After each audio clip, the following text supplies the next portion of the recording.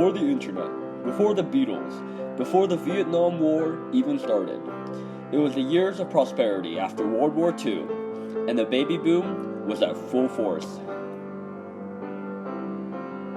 In the small town of Eloy, Oklahoma, on September 27, 1947, George Brian Allison entered this world greeted by his parents, John and Mildred.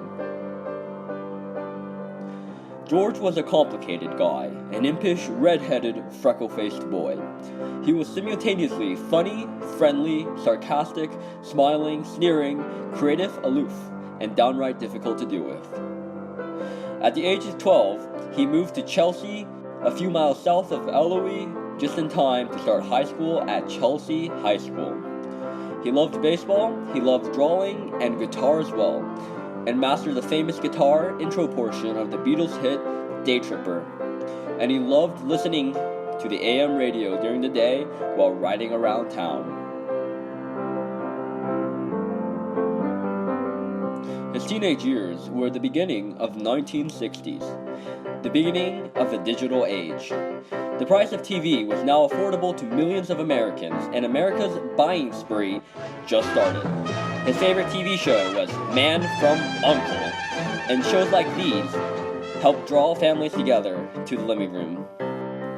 The space race between the two dominant superpowers, US and USSR, was at full throttle.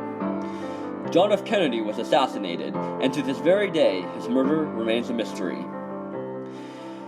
The blacks demanded their equality, and with Martin Luther King as their leader, they marched on Washington, where MLK gave his famous speech. I have a dream. And dream big they did with the Civil Rights Act of 1965, the beginning of a long fight against racism. Also, Medicare and Medicaid were conceived, aiding seniors in their ailing health.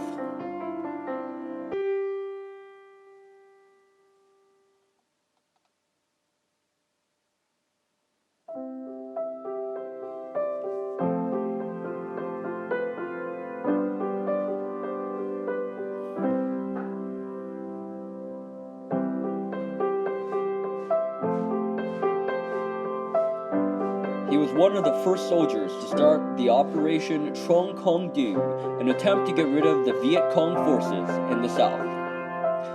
However, near the end of the operation, the military vehicle in which he was a passenger struck a landmine. He died 5 days later. He was only 20 years old. That year was a sad year. North Vietnam launches the Tet Offensive and started to sway U.S. opinion of the war in Vietnam for the worse. Martin Luther King also died that year.